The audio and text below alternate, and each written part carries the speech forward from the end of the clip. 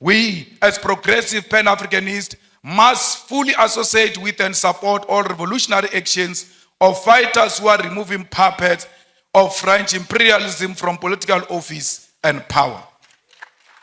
We must teach our people that we are not beggars. When we ask for reparation, we are not asking for donation. We are asking for what was stolen from us to be returned so that we can prosper and become a better. Either we are sovereign or we remain slaves forever and far away. We ask them to go back to their homes.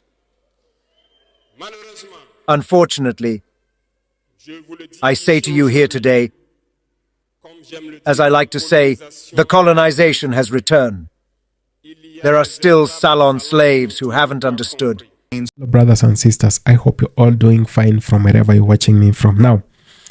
This is very shocking because Ibrahim Traore and Julius Malema are yet to form an alliance to save the African continent now. They have been talking about black unity, bringing the children of Africa home, and this is the time. If this duo comes together, then Dr. Arikana is behind them, then this continent is going to be great. So let's watch this video, then have a very quick discussion at the end of it. Thank you so much. Malema's subsequent praise for leaders like Traoré has fast forward to 2023, and Malema's tone shifted dramatically. The EFF publicly celebrated the formation of the Alliance of Sahel States, AES, by Burkina Faso, Mali and Niger, a treaty that signalled a break from Western influence.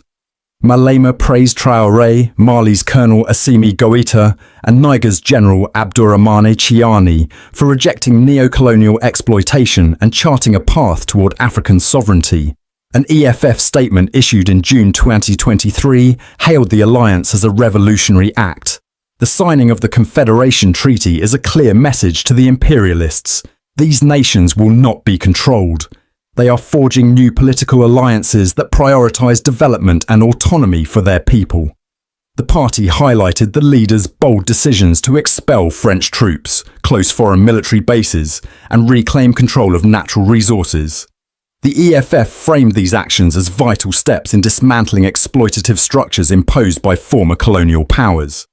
These nations are setting a precedent for the rest of Africa, demonstrating that political and economic liberation is achievable in our lifetime with steadfast resolve and collective action. This endorsement marked a stark departure from Malema's earlier criticism of military takeovers, leaving observers puzzled about his true ideological stance. You see, the rise of Traoré, Goïta and Chiani has reshaped African geopolitics. Each leader has defied Western powers, opting for policies that prioritize national sovereignty over foreign partnerships. 1. Traoré, who came to power in Burkina Faso in September 2022, has been vocal about breaking free from neo-colonial exploitation. His administration expelled French troops and rejected foreign control over the nation's resources. Traoré's leadership has inspired a wave of Pan-African solidarity, but Malema's latest accusations threaten to undermine this perception. 2. Colonel Assimi Goïta. In Mali, Goïta has pursued similar policies, expelling foreign forces and seeking alliances that prioritize African interests. His government has positioned Mali as a leading voice against neo-colonialism. 3. General Abdourahmane Chiani. Niger's leader, Chiani, joined the AES Confederation in 2023, signaling a commitment to collective African resistance. His administration has faced criticism for its military origins, but continues to advocate for economic independence. EFF's anti-imperialist rhetoric has consistently emphasized the historical exploitation of Africa by colonial powers. The party accuses Western nations of fueling conflicts to secure resource extraction, leaving African nations impoverished. Westerners consider that we belong to them, and our wealth also belongs to them. This era is gone forever, Traoré famously declared, a sentiment echoed by Malema's party. However, Malema's recent comments complicate this narrative. His allegations against Traoré risk alienating allies in the Pan-African movement and undermining efforts to build a united front against neo-colonialism. The EFF has consistently called on African youth to lead the charge against imperialism. In a recent statement, the party urged young Africans to elect leaders committed to Pan-Africanism and protect them from Western interference. Together, we will challenge the remnants of colonial exploitation and build an integrated Africa where mineral wealth serves the economic freedom of the African child. This call to action underscores the party's vision of a self-reliant, united Africa. Julius Malema remains an enigmatic figure in African politics. His shifting stance on military takeovers and revolutionary leaders reflects the complexities of navigating a continent still grappling with its colonial past. While his allegations against Traoré have sparked controversy, they also highlight the broader challenges of achieving true independence in Africa. Whether Malema's rhetoric strengthens or undermines the Pan-Africanist movement remains to be seen, but his influence on the continent's political discourse is undeniable. For now, Malema's words continue to provoke debate, forcing Africans to confront difficult questions about leadership, sovereignty, and the future of the continent. You see, while last year was rife with challenges, it was not without its moments of triumph and inspiration. The Sahel trio of nations, Burkina Faso, Mali and Niger, collectively known as the Alliance of Sahel States, AES, emerged as a beacon of hope for the African continent. These nations have taken significant strides toward asserting their sovereignty, both politically and economically, reinvigorating the Pan-African dream and showcasing the continent's unyielding spirit of resistance against sustained external pressures. In a landscape often overshadowed by geopolitical turbulence, the leaders of these countries have risen as exemplars of defiance and self-determination, standing head and shoulders above their contemporaries across Africa. Among them, Burkina Faso's President Ibrahim Traoré stands out as a figure of particular distinction. Traoré's leadership and impassioned rhetoric have not only galvanized his peers, but have also ignited a sense of pride and solidarity among Africans worldwide. His speeches, laced with bold critiques of Western imperialism and its African collaborators, have become rallying cries for a continent yearning for genuine independence. A poignant example of his influence came during a meeting of AES leaders in Niamey, Niger, on July 6, 2024. Traoré, in his trademark unflinching manner, condemned African leaders who capitulate to Western powers, labeling them house slaves who prioritize pleasing their imperialist benefactors over serving their own people. Such statements, delivered with charisma and conviction, have made Traoré a symbol of hope and resistance in the fight for African sovereignty. At just 36 years old, Traoré represents a new generation of African leaders who are unafraid to challenge the status quo.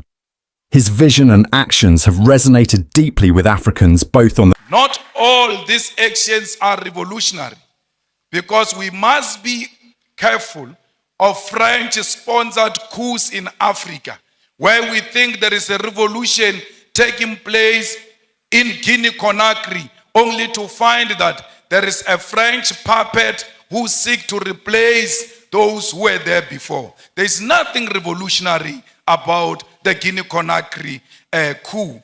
We ought to separate that there can never be a revolutionary coup that reinforces French imperialism on African soil. Anyone who comes into political office under the pretext that they are fighting a French puppet, while knowing they are the French puppet themselves, must be isolated by progressive Pan-Africanists. All French soldiers and military must leave the African continent, and this also should apply to neo-colonial military bases, including the African Command Center of the USA. We don't want the army of America. We don't want the army of France here. We don't want the army of anyone. We want African army on African soil. The Pan-Africanist Institute should therefore provide ideological, political, and technical weapons to all progressive forces of the African continent to fight against colonialism. The EFF leader then said Africa needs one standing army to fight the wars sponsored by countries seeking to distract us with fighting so they can plunder our resources, before touching on greedy African dictators and a need to unite the continent against neocolonialism and exploitation. We need African Central Bank. We need African Monetary Zone. We need African military combat, because these pockets of wars that are happening in Africa are not of our own making. They are sponsored wars so that those who continue to steal our resources can do so uninterrupted as we fight amongst ourselves. So we need a military, a common defense system, the African High Command that will ensure the stability and security of Africa. We equally need a biting African court to deal with dictators who only exist in Africa to feed their friends and families. Those people must be prosecuted the African way. Seko Traoré and Emperor Haile Selassie prophetically said that the failure to unite the African continent will give rise to the neo-colonialism and that African continent will perish. The revolutionary Pan-Africanist ideological and political diagnosis of the future was correct. The future is here. 50 years later, we know that we remain visitors in our own continent. We know that our resources benefit Euro-American than our own people. This is despite most African countries gaining independence from colonial rule since 1957. Massive, huge tracts of land, our mineral resources, our animals, our oceans are still owned and controlled by the colonial masters. There are no countries in the entire African continent that have gained full economic emancipation and independence. And this includes Ghana, which was the first to lead the road. Till to date, it can't claim that Africans in Ghana own the means of production. In 2016 report titled The New Colonialism reveals that there are 101 British companies listed on the London Stock Exchange that control an identified 1.5 trillion US dollars worth of resources in Africa in just 5 commodities: oil, gold, diamond, coal, and platinum.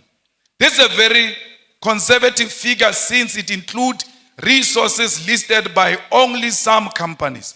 Many companies do not provide the figures of the resources they control.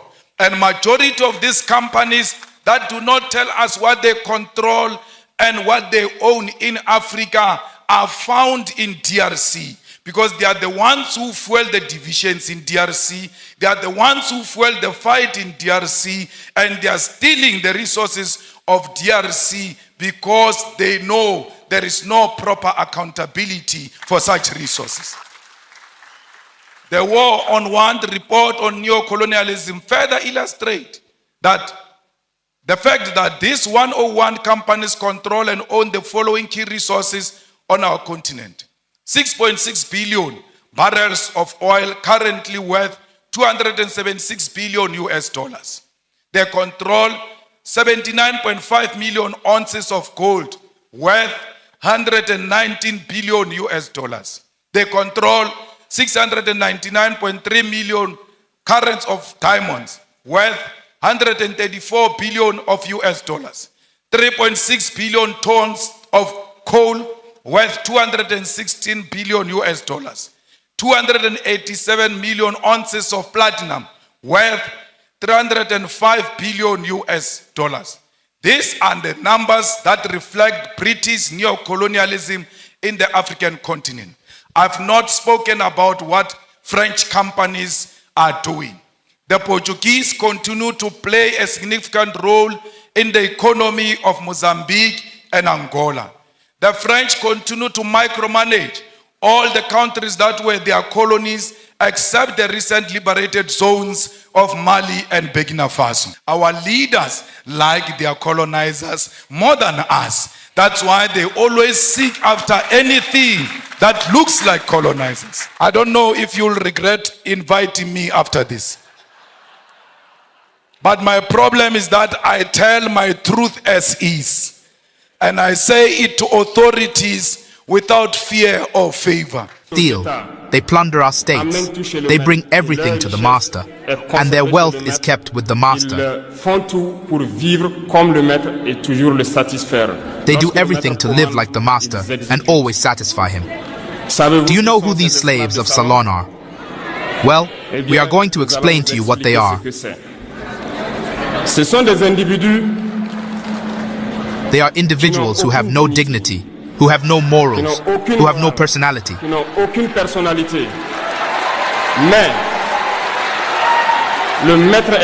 But the master slave has always known how to identify these individuals. They are always ready to betray their brother to satisfy the master. They have betrayed us since independence, and others continue to betray us to the benefit of their master. These individuals continue, against all odds, to help the master plunder Africa.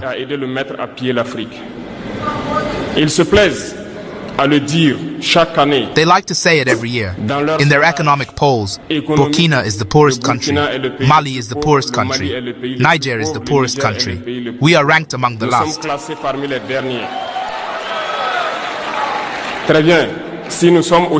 Very well, if we are as poor as they say.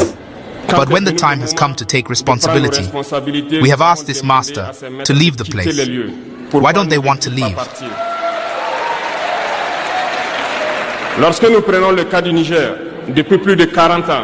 When we take the case of Niger, for more than 40 years, some countries have been exploiting uranium to produce energy at home.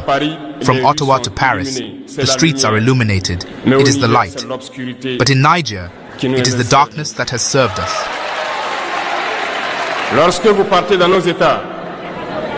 When you go to our states, our soils are full of precious metals, such as gold. But often there is not even the slightest road accessible to reach the areas where they exploit gold, even less certain basic social services. This is why we have decided to revolt and take the fate of our countries into our own hands. There are many other examples, but when we decided so, we were approached by some saloon slaves to pass on the message of their master.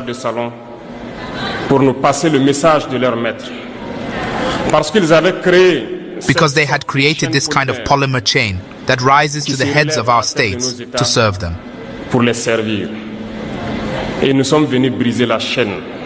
And we came to break the chain. And it is inconceivable for them. They approached us and asked us to enter the ranks to make the elite leave that must lead Africa.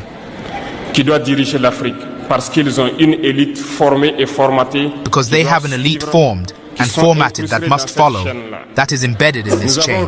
We refused to enter their ranks. And then the hostilities began.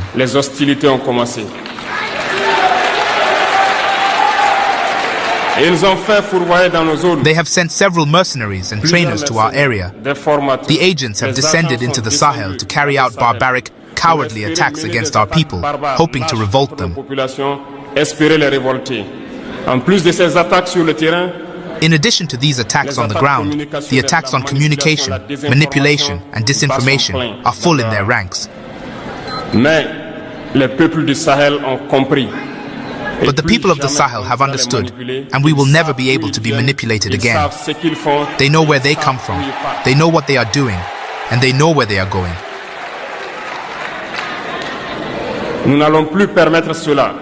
We will no longer allow this. People are awake, and people are fighting today, not for ourselves, but for future generations. And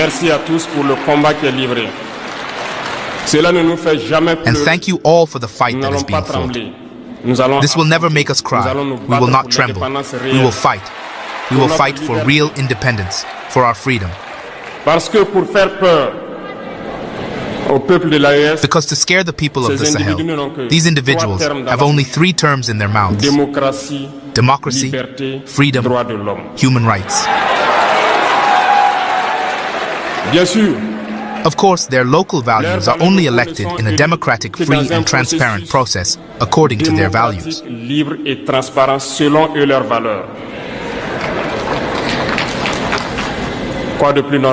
What is more normal, that we want to impose this on ourselves, because it is they who dictate the rules.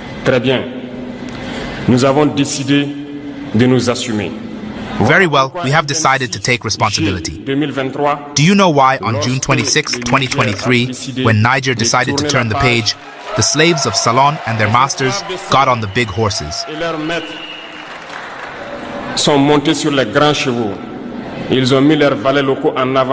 They put their local values forward and decided to wage a war against the Nigerian people. So we said, anyone who dares to take up arms against Niger will face us.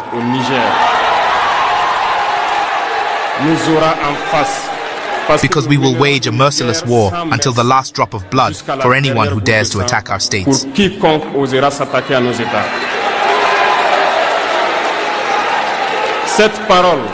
This word, this decision we made yesterday, is current today and will be current tomorrow and forever.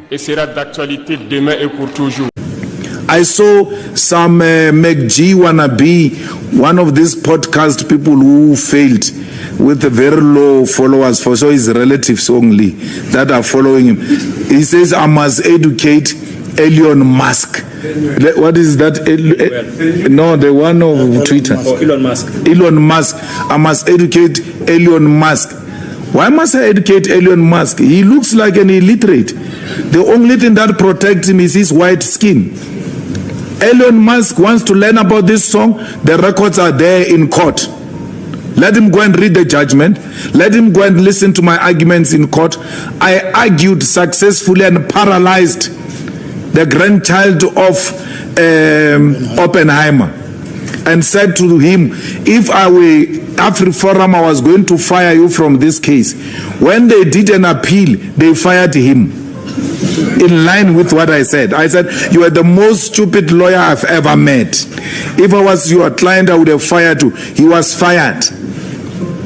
So what a failed a podcast, this unemployed, lack of creative people who go and just take cameras and then do flopped podcasts, imitating McG, faking it. McG is still going to outshine them because of their fraudulent mentality. Copycats. Says I must educate Elon Musk. Refer Elon Musk to YouTube. There is a full clip of the court appearance on that matter, where it was canvassed in a neutral court of law and a judgment was made. This matter is closed. We have no time for nonsense. Racists want to march into our offices. This is it's not a playground here. It's a revolutionary house. That's why I told John Steinesen that you're a small boy. The EFF is not ANC. Let John try those things he has been doing of marching to ANC offices. He must come and try it here. Let one day when he's bored, try that nonsense he has been doing everywhere. Come and try it. We don't care whether even that day you would have rented black people to march with the DA. As long as you are wearing a DA t-shirt to the EFF office that day, in a disrespectful manner, you will know what the EFF is. Let him try it. He must bring that one with a wrinkled Botox face with him when they come here. We'll teach them. Here is not a place where we're scared of a white man here. Yeah, it's the only liberated zone in South Africa. Yeah, no white man comes taking chances here. Those ones who came earlier, they must thank their God. They must try it again. They must thank their God. It's not a playful area here. You can argue your politics wherever you do. Don't come here. We never go to anyone's offices. We never interfere with anyone's programs. but we are not going to be undermined. We've got everything we need to protect this office. Everything. And we'll defend it with our lives.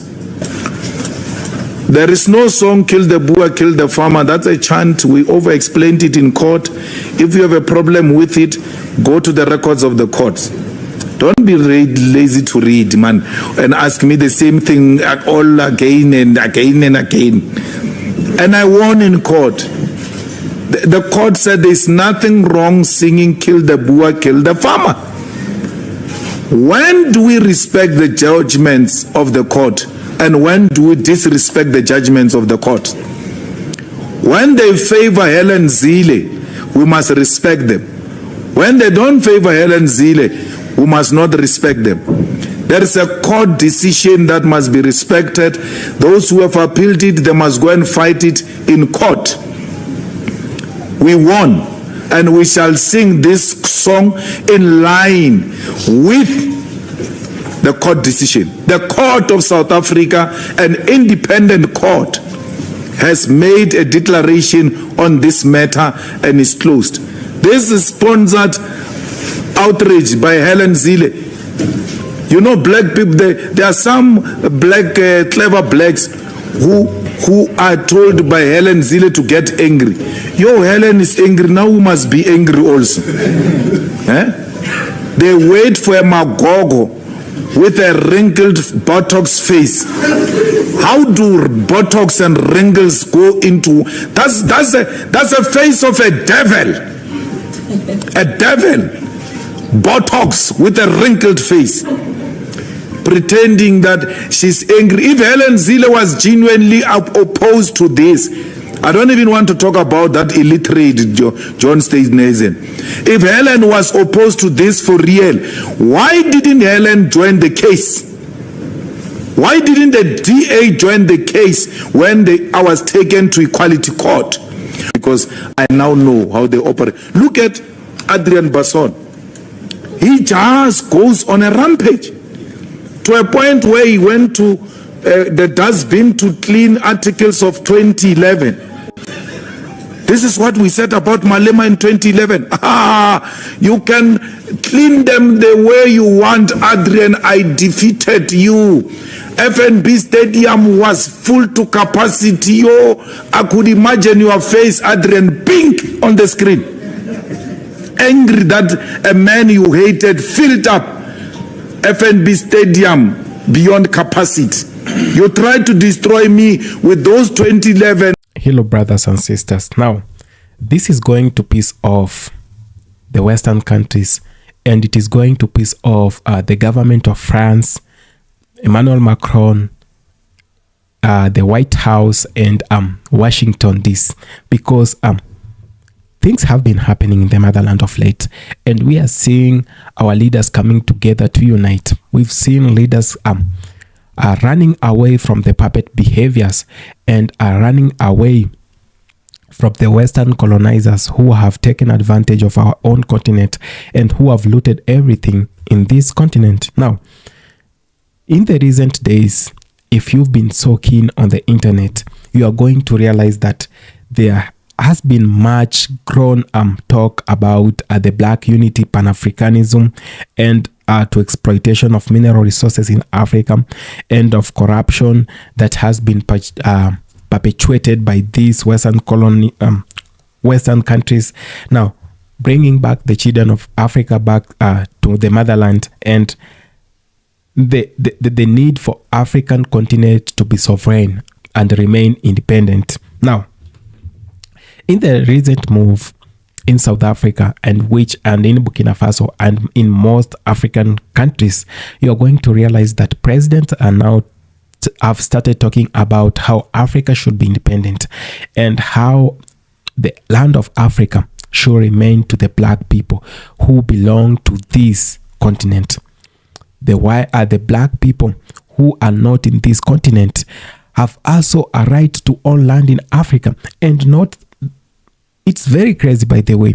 If I've been talking about this, and if I'm wrong, may someone come with the right statistics and table them and let's see who is right, that 75 to 80% of the land in South Africa is not owned by South Africans. In fact, 65% of South Africans live in houses that are not theirs, to mean they are on rentals and they pay mortgages and all this stuff. So the lifestyle in an African country becoming way too much than for a very normal African person to afford is very crazy. And this is why we say we don't want Western interference in Africa.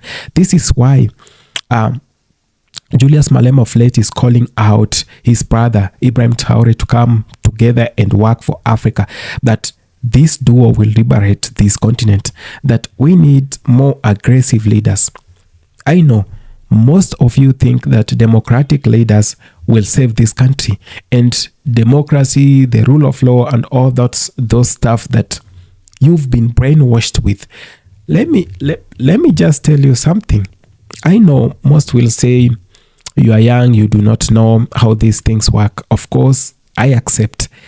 But one thing in my few years that I have lived, and I know the rule of law, democracy, these are the two terms that the Western countries have used to colonize Africa.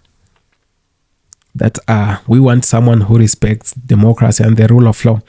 And in that path, this is where they have found their way back. They have found their way back to Africa, and they're exploiting and extorting everything in Africa. And when we have a military leader like Ibrahim Traore, who doesn't take nonsense, who is shaping that country in 2 years, whatever his predecessors couldn't make in 40, 50, 60 years, Ibrahim Traore is doing in 2 years. And you know what? We need aggressive leaders in Africa. We need the likes of Julius Malema.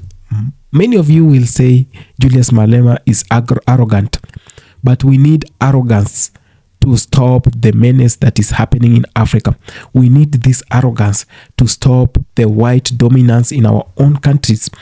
I'm not talking it in a bad way. I know any person can invest anywhere around the world, but with utmost respect to the people of that land, with utmost respect to the culture of the people who live in that country.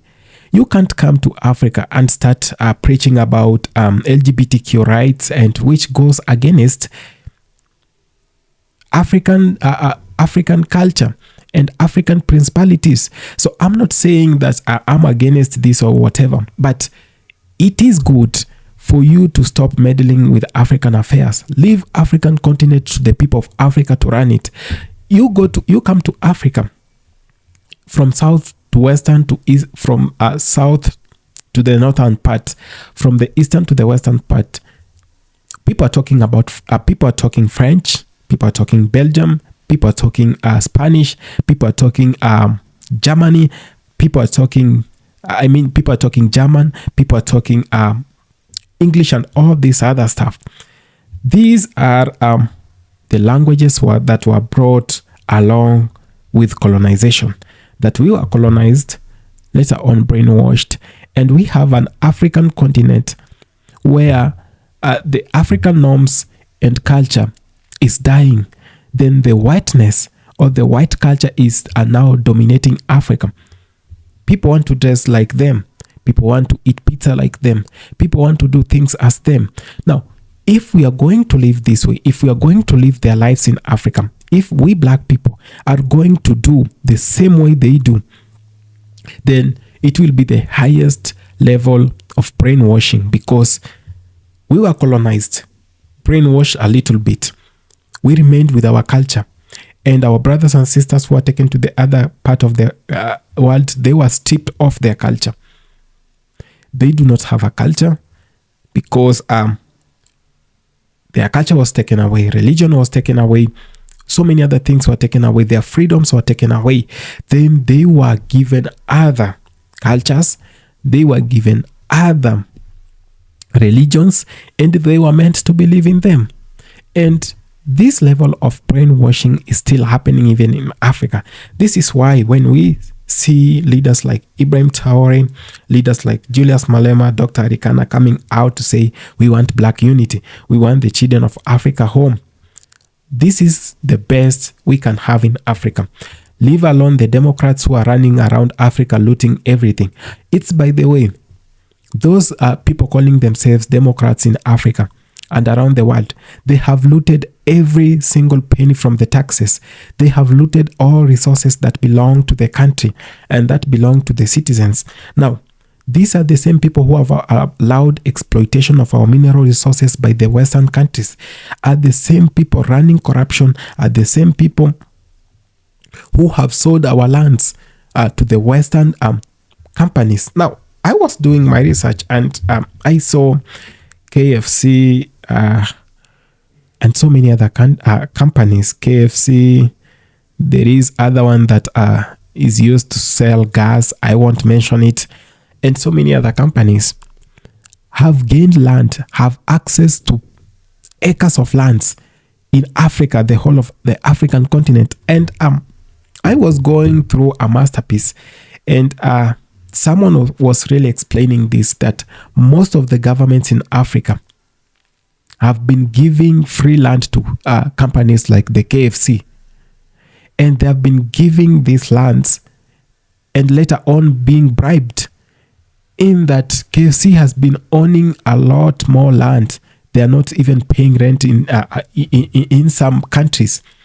They have been given direct land with title deeds. Now they have the ownership of those lands because the governments are allowing them. I know it is good to do business, but do business with utmost respect. These governments doing this in Africa, while the common African man, while the common African woman with the children, and they lack land, living very low standard lives, and the government is going ahead to give land to these multinational companies in Africa for them to be praised by the likes of the Joe Bidens and all this, by the Bill Gates of this world. So we really do not want to see these things happening. And this is why we are rooting for people like Ibrahim Traore, Julius Malema. You might say all things, but I'm very sure if we give a chance to people like Julius Malema to lead this continent, for the likes of Ibrahim Traore to lead this continent, Dr. Arikana being there to advise them, we are not going to lose focus.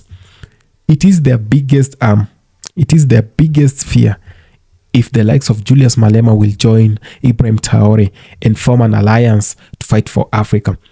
I know, even if it is in the holy books that Babylon did fall, right?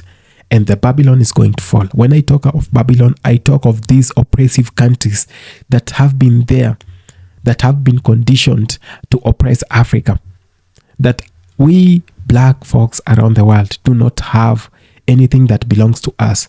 The gold in our lands, the mineral resources in our lands belong to them. Our children belong to them. Everything belongs to them. The only thing that belongs to us is oppression, and oppression. This must come to an end. And if this has to come to an end, then we, the people in Africa, and the black people of, let me just say, the black community around Africa, around the world, I mean, must first support the unity of the motherland and that of the black community as well, and must support Pan-Africanism.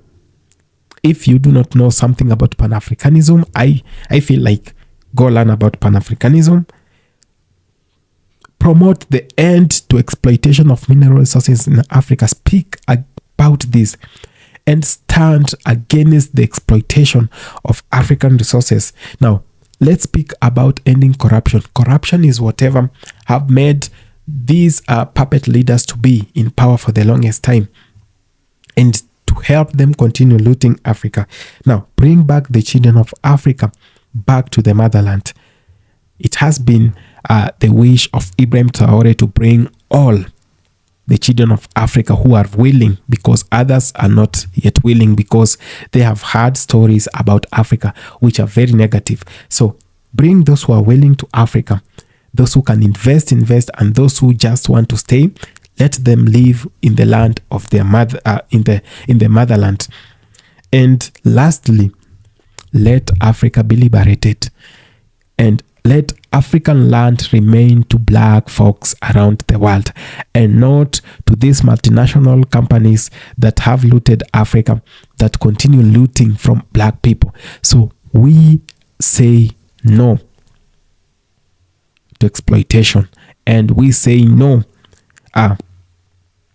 to corruption, and we say no to looting of African land, and we say yes to black unity. We say yes to Pan-Africanism. We say yes to the children of Africa coming back home. Thank you so much for having taken your time to watch this video, brothers and sisters. I hope you all have enjoyed this masterpiece, and we continue bringing you episodes of Black Unity. So stay tuned. If it's your first time, please consider subscribing, sharing, commenting, and liking this video. Thank you so much.